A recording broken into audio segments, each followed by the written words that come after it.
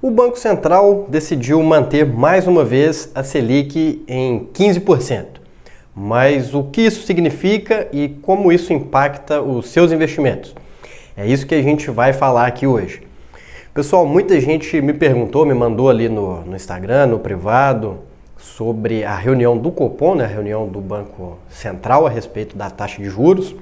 Postei lá no Instagram e o pessoal sempre pergunta, não, isso é bom ou isso é ruim? É para investir, é para sair do tesouro, é para investir em outra coisa? Então é por isso que eu estou gravando esse vídeo, que aí fica mais fácil da gente explicar e também entrar no detalhe ali do que é para fazer nesse momento, tá certo?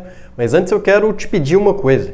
Você que me acompanha aqui no canal, que já viu outros vídeos meus aqui, eu vou te pedir para você se inscrever, curtir esse vídeo e também enviar esse vídeo, né, compartilhar o link com mais pessoas. Manda lá no grupo do Zap lá da sua família, dos seus amigos lá que ou que investem ou que precisam investir, né? E para ajudar o canal aí a crescer cada vez mais. Vamos para cima então. Pessoal, ontem, quarta-feira, né, dia 5 de novembro, a gente teve a penúltima reunião do Copom, reunião do Banco Central desse ano.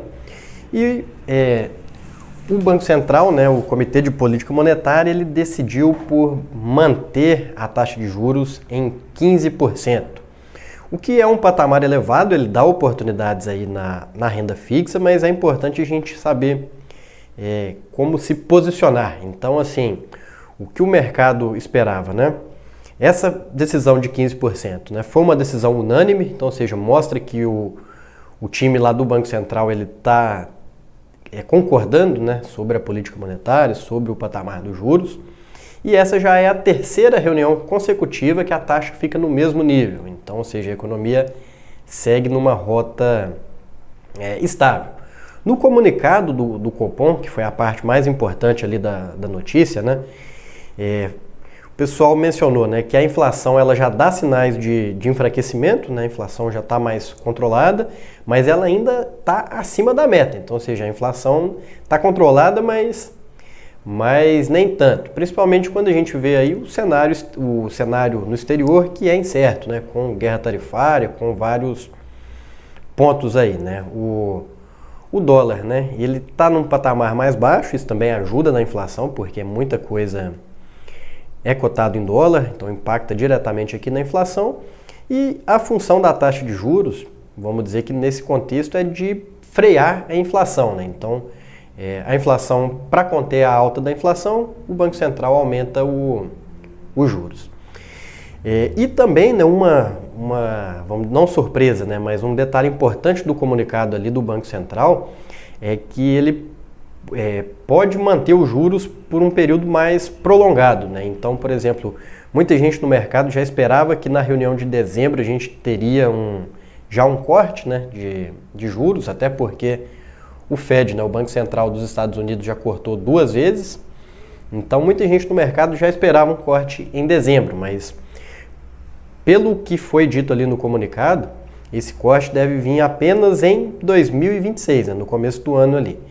Tanto pela inflação estar dentro do esperado pelo Banco Central, como também o próximo ano é um ano eleitoral, então o governo vai usar as suas artimanhas aí, né? Depois a gente vai entrar nesse detalhe em um próximo vídeo. Mas pessoal, antes de seguir aqui com o vídeo, eu também quero dar um outro recado aqui para você que quer investir ou que já investe e quer melhorar o retorno dos seus investimentos, que é para você conhecer o meu treinamento do Zero a Investidor, uma aula prática exclusiva que você vai entender tudo, né, dos principais conceitos de finanças, a como se organizar financeiramente, como fazer o dinheiro sobrar no final do mês, para você ter dinheiro para investir, falar sobre os principais tipos de investimento e como você pode fazer o dinheiro trabalhar para você. Então o link está aqui na descrição, só clicar lá e eu te espero lá. Vamos para cima. Pessoal, falando aqui especificamente dos investimentos, né, no cenário de Selic a 15%. Né? Apesar, né, desse patamar de juros de 15% ser elevado, o mercado e a curva de juros ele já está precificando esses cortes, né, os cortes futuros. Então, assim, dentro da renda fixa a gente tem os 3 indexadores, o pós-fixado, que em resumo segue a Selic, pré-fixado, que é uma taxa que você define no momento da aplicação, e o IPCA+, que ele vai render a inflação, né, o IPCA, mais um cupom. Então, nesse cenário, né, que o mercado espera um corte de juros, os títulos pré-fixados eles ficam mais interessantes, né?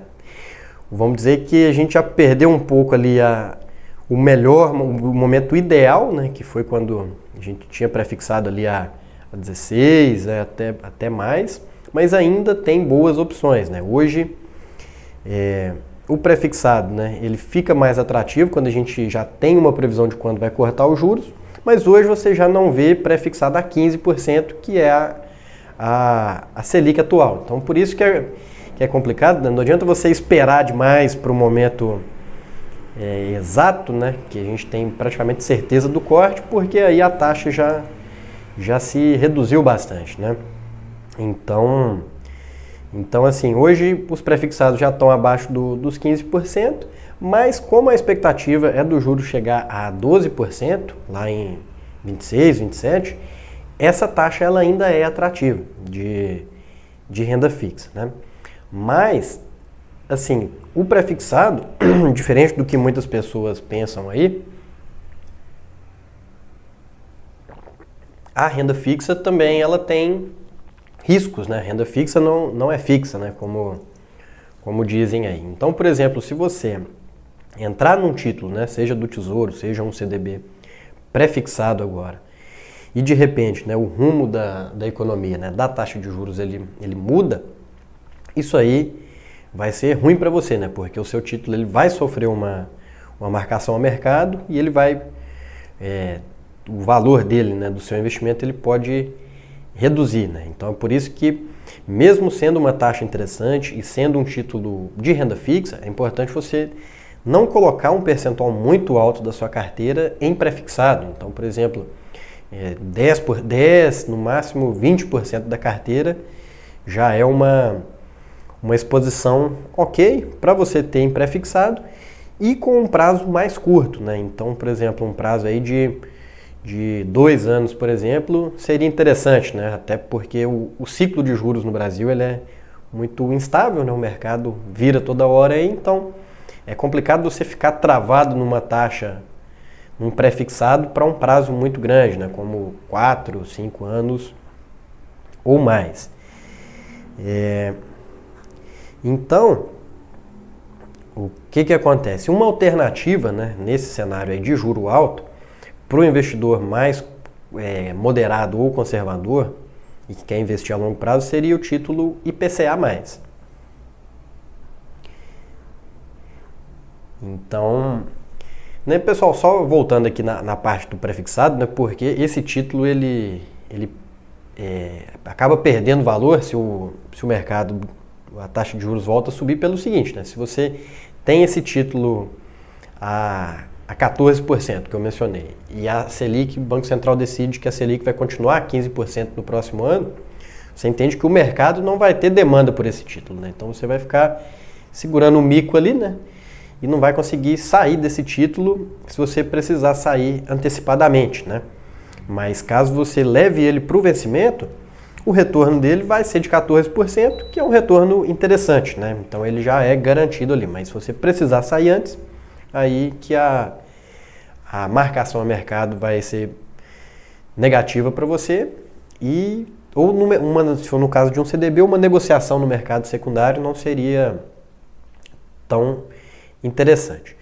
Então, assim, para você que é investidor mais conservador, né, o que é interessante para você é manter a maior parte da carteira, tanto conservador como moderado, manter a maior parte da carteira em pós-fixado, naquele título que vai seguir a Selic ali, tanto para reserva de emergência como para aplicações de mais curto prazo. Para médio prazo, né, 2 anos, você pode ter um percentual menor da sua carteira, né, uns 10% em pré-fixado, para aproveitar essa taxa alta, mas com segurança. E para períodos mais longos, né, de 4, 5 anos, você focar no IPCA+, que aí é um título que ele vai unir, né? A inflação, o IPCA, né? É o índice de inflação mais um cupom. Então a gente tem hoje no mercado, né? IPCA mais 6, IPCA mais 7. Então, quando você fala de 6% acima da inflação numa renda fixa, é um retorno excelente e a longo prazo ele te protege, né? Porque a gente sabe que no Brasil a gente vive ciclos aí de inflação muito alta, como foi ali na época da pandemia, na época da Dilma, em outras épocas, né? Então, mais para longo prazo aí, o ideal seria você olhar mais para o IPCA, título IPCA, tanto o CDB como o Tesouro. Aí, crédito privado, né? Pode ser interessante desde que você tenha aí um conhecimento do mercado ou conte com um especialista para te ajudar a escolher essas empresas, né? Então, o mercado de renda fixa está interessante sim, compensa investir ainda com essa taxa, mas é preciso entender também a dinâmica do mercado, né? Não é só sair comprando renda fixa, ou então vou colocar um pouquinho em pós, em pré e IPCA e deixar, né? Você tem que ajustar a sua carteira ali, né, de acordo com ajustar as velas aí de acordo com o vento, né? Então é importante você tomar decisões estratégicas, né, fazer movimentos estratégicos de acordo com o mercado. Sobre as outras classes de investimento, né, com um cenário aí de corte de juros, quem se beneficia é a bolsa, que já está subindo, já está nas máximas históricas aí, né? O Ibovespa acima de 150 mil pontos. E também os fundos imobiliários. Então, esse corte, né, que o mercado está esperando, ele já vem beneficiando aí o mercado de renda variável. Lembrando que ações é mais para o investidor que é agressivo, que já entende do mercado. Mas então, pessoal, sobre a Selic, sobre o mercado, é isso. Espero que tenham gostado do vídeo aí. E mais um recado, se você quer cuidar melhor dos seus investimentos ou quer começar a investir, eu vou deixar o meu contato aqui para que você me chame lá, a gente possa marcar uma reunião e eu vou te entregar um plano de ação gratuito, com uma carteira já completa para você iniciar aí nos investimentos e fazer o dinheiro render, tá certo? Não se esqueça de curtir o vídeo, se inscrever e mandar para mais pessoas. Valeu, um abraço e até a próxima.